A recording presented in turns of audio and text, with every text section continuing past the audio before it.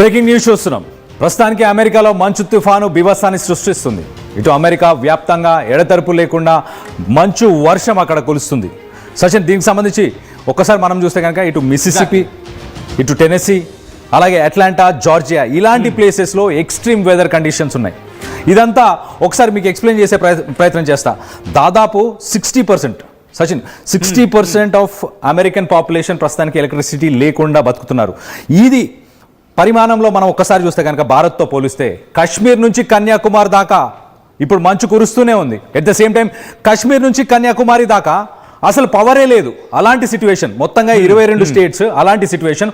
ఒక్కసారి ఇక్కడ మనం చూస్తే కనుక దాదాపు టోటల్ యుఎస్ కస్టమర్స్ అవుట్ 10 లక్షల ఇళ్లలో ప్రస్తుతానికి ఎలక్ట్రిసిటీ లేదు. అలాంటి సిచ్యువేషన్ ఉంది. ఒక్కసారి మొదటగా మనం ఇటు చూస్తే టెనెసీలో 3,36,000 ఇళ్లలో ఎలక్ట్రిసిటీ లేదు. ఎట్ ద సేమ్ టైం మిసిసిపిలో 1,79,000, దాని తర్వాత లూసియానా 1,47,000, దాని తర్వాత టెక్సస్ మనం చూస్తే 91,000, అలాగే Georgia, Kentucky, west Virginia, Alabama మొత్తంగా 10,47,586 ఇళ్లలో ప్రస్తుతానికి ఎలక్ట్రిసిటీ లేనేలేదు. అలాంటి సిచ్యువేషన్ ఉంది.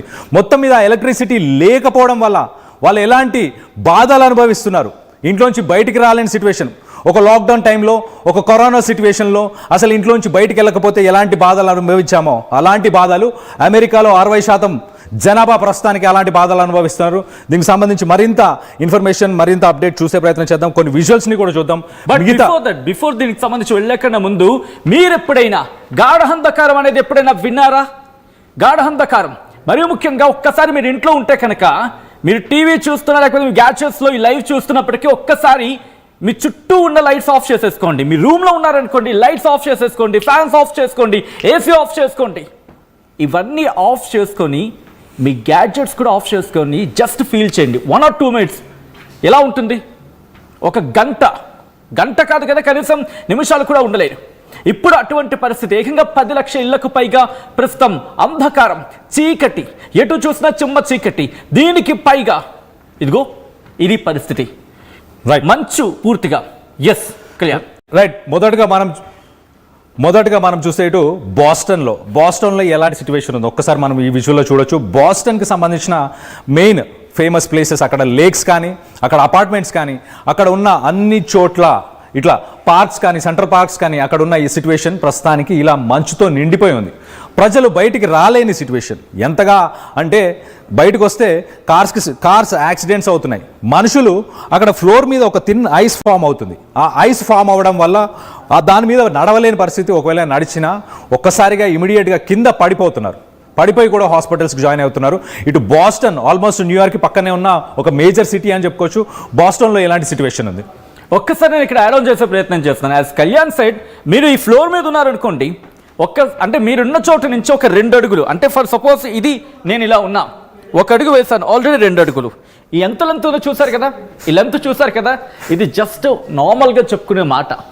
అంటే ఇప్పుడు నేను ఎంత ఈ 2 అడుగుల ఈ వెడల్పు ఎత్తు వాట్ ఇట్ మేబీ, ఈ స్పేస్ మీకు అనిపిస్తుంది కదా, ఇంత మందంతో అక్కడ మంచి అదుగు మీరు చూడొచ్చు. ఆ పెద్ద చాలా కష్టంగా వెళ్తున్నారు.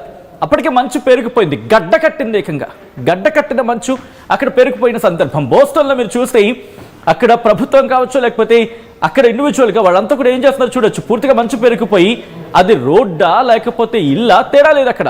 కళ్యాణ్, రైట్. నెక్స్ట్ మనం చికాగో చూస్తే, చికాగోకి సంబంధించిన సెంట్రల్ పార్క్కి సంబంధించిన ఏరియాస్లో, అలాగే లేక్ అంతా ఫ్రోజ్ అయిపోయింది.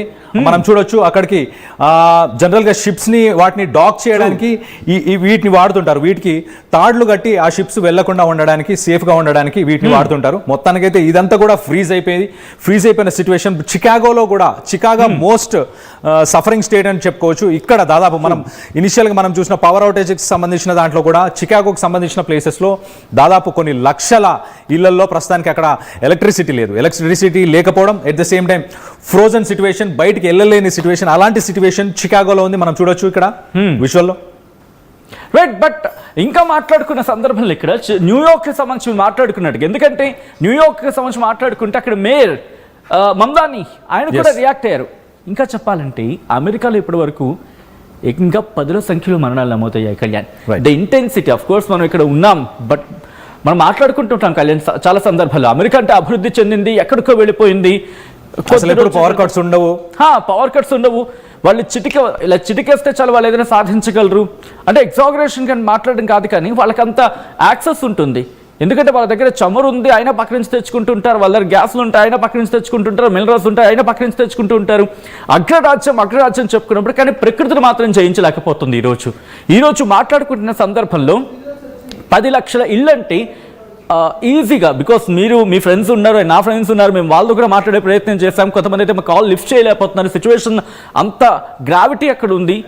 మాట్లాడుకున్న సందర్భం ఎందుకంటే 10 లక్షల మంది అంటే కనుక ఒక్కొక్క ఇంట్లో 2 అనుకుందాం.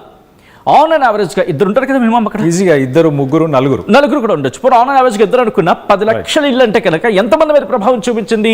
20 లక్షల మీద మంది ప్రభావం చూపించింది. దీని ఇంటెన్సిటీ గురించి మాట్లాడుకుంటే ఎస్ కళ్యాణ్. రైట్. ఒకసారి న్యూయార్క్ గురించి మనం చూస్తే, న్యూయార్క్ కి సంబంధించిన ప్లేసెస్ ఒకసారి మనం చూస్తే, న్యూయార్క్ టైమ్స్ స్క్వేర్ కానీ, అక్కడ ఉన్న బ్రిడ్జ్ ఏరియా కానీ ఆల్మోస్ట్ మనం చూడొచ్చు. ఇక్కడ విజువల్స్ లో చాలా క్లియర్ గా కనిపిస్తుంది. ఆ బ్రిడ్జ్ పైన ద ఫేమస్ హ్యాంగింగ్ బ్రిడ్జ్, ఈ ఏరియాస్ అన్నిట్లో కూడా స్నోఫాల్ అత్యధికంగా ఉంది. న్యూయార్క్ లో ఆల్మోస్ట్ ఎవ్రీ అవర్ కి ఒక 11 mm స్నోఫాల్ పడుతుంది. ఆల్మోస్ట్ 2 feet నుంచి 5 feet స్నో. దాన్ని ఎప్పటికప్పుడు